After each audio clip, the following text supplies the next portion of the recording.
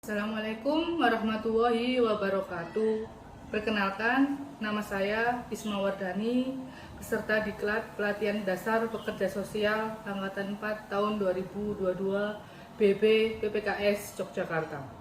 Pada kesempatan ini, saya akan memaparkan hasil PBL asinkronus pada Balai Pelayanan dan Rehabilitasi Sosial PMKS Sidoarjo yang berada di Jalan Pahlawan nomor 5 Sidoarjo, Jawa Timur. Berikut ini saya sampaikan visi dan misi dari BPMKS antara lain, yakni visinya Balai Pelayanan Rehabilitasi Sosial PMKS Sidoarjo adalah penanganan penyandang masalah kesejahteraan sosial dari sudut jalanan di kota kabupaten. Adapun misinya yakni meningkatkan kualitas SDM yang profesionalitas pelayanan terhadap PMKS jalanan.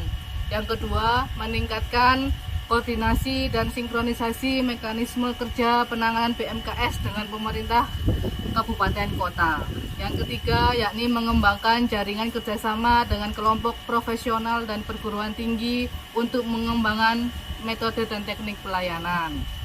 Balai Pelayanan dan Rehabilitasi Sosial PMKS Sidoarjo menangani 5 penerima manfaat seperti gelandangan, pengemis, gelandangan psikotik, wanita tunasusila, dan anak jalanan yang dirujuk dari Dinas Sosial Kabupaten Kota di Provinsi Jawa Timur. Penerima manfaat di Balai Pelayanan dan Rehabilitasi Sosial PMKS Sidoarjo menjalani tahap penerimaan seperti identifikasi, registrasi, pengecekan berkas administrasi, pengecekan kondisi fisik tubuh. Lalu setelah itu dilakukan kegiatan asesmen oleh pekerja sosial untuk mengungkapkan permasalahan yang ada pada klien. Kebutuhan dan sistem penerima manfaat guna pembuatan rencana intervensi program yang ada. Metode dan teknik pekerjaan sosial pada Balai PMKS menggunakan dua, yakni metode dan teknik mikro dan meso. Pendekatan mikro karena ada klien atau penerima manfaat yang masih mempunyai keluarga yang peduli dengan dirinya. Jika klien atau penerima manfaat yang sudah tidak mempunyai keluarga atau keluarga belum diketahui keberadaannya, maka metode dan teknik yang diambil oleh pekerja sosial pada BPMKS yakni metode meso, dengan melakukan pendekatan terhadap kelompok yang telah diikuti oleh si klien atau penerima manfaat.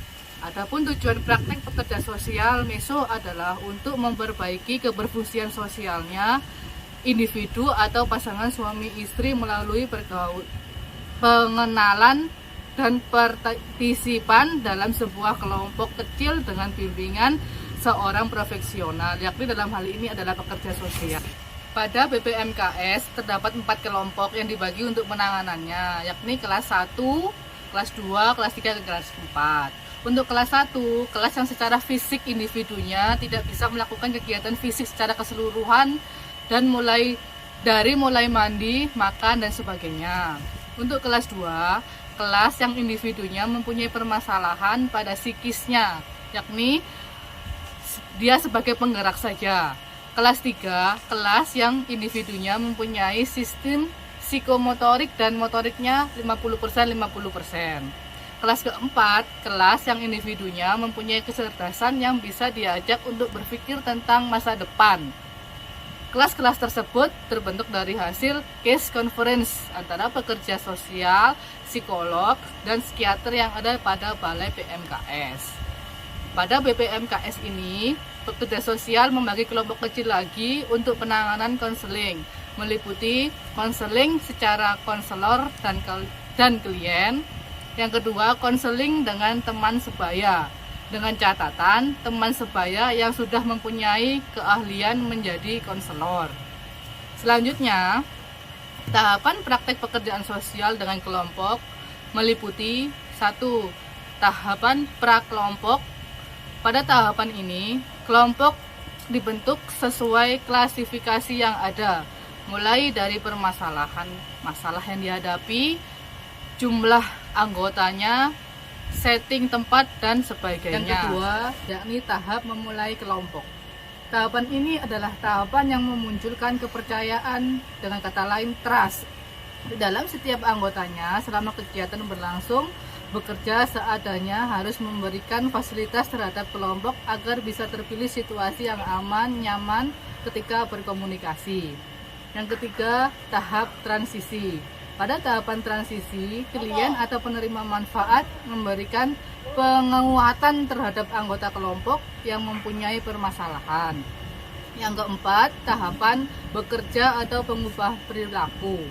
Peserta atau klien penerima manfaat harus bisa fokus terhadap masalah yang dihadapi, membicarakan permasalahan yang dihadapi dengan apa adanya atau honesty sesuai yang dirasakan, bagaimana bisa survive ketika menghadapi permasalahan.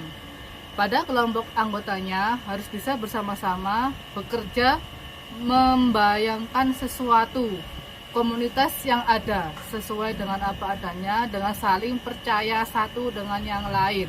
Selain kepercayaan, honesty juga harus ditegakkan. Nomor 5, tahap pengakhiran. Tahapan ini sangat penting karena yang menentukan dampaknya pada masa depan. Pekerja sosial harus mengevaluasi kelompoknya. Apakah sudah mencapai tujuan kelompok? Apakah sudah mampu menanggulangi perasaan-perasaan yang muncul dengan anggota kelompok? Apakah harus bisa mempertahankan perubahan perilaku dan pola pikir yang bermanfaat sebagai hasil dari kelompok? Pada tahapan ini, klien dirujuk ke 3 alternatif, yakni keluarga, UPT yang ada pada Dinas Sosial Provinsi Jawa Timur, dan yang terakhir masyarakat yang melibatkan TKS maupun PSM. Untuk peranan pekerja sosial MESO, nomor 1 yakni advocate. Klien dan pekerja sosial selalu mengalami konflik dengan institusi. Pekerja sosial harus menjadi partisan dalam berargumen, negosiasi, dan manipulasi lingkungan atas perilaku klien. Yang kedua, mediator. Pekerja sosial mencari jalan keluar terhadap permasalahan antara sesama anggota kelompok, menolong pihak tertentu untuk melakukan negosiasi bersama. Pekerja sosial menggunakan teknik mendengarkan, berkomunikasi, fokus masalah, persuasif, dan konsolidasi. Yang ketiga, menjadi broker. Pekerja sosial menitik beratkan pada upaya membantu anggota memilih sumber sosial yang dibutuhkan. Selanjutnya, membantu mereka memanfaatkan sumber-sumber yang ada. Penerima manfaat akan selalu didampingi oleh petugas dan pekerja sosial yang siap untuk membantu keberhasilan proses rehabilitasi dan juga didampingi oleh tenaga ahli seperti psikolog, psikiater, instruktur yang berkompeten sesuai dengan bidangnya masing-masing. Jika penerima manfaat selama direhabilitasi mempunyai kemampuan sosial baik, maka akan dilakukan terminasi untuk mendapatkan rujukan lebih lanjut ke lembaga sosial lainnya, yakni UPT yang ada di Dinas Sosial, seperti UPT Bina Karya, UPT Tresnawerda, dan lain-lain. Demikian pemaparan hasil praktek belajar lapangan Diklat Pelatihan Dasar Pekerja Sosial pada Balai Pelayanan dan Rehabilitasi Sosial Penyandang Masalah Kesejahteraan Sosial Sidoarjo. Terima kasih kepada narasumber dan seluruh pihak yang telah memfasilitasi pembelajaran ini. Mohon maaf. Wassalamualaikum warahmatullahi wabarakatuh.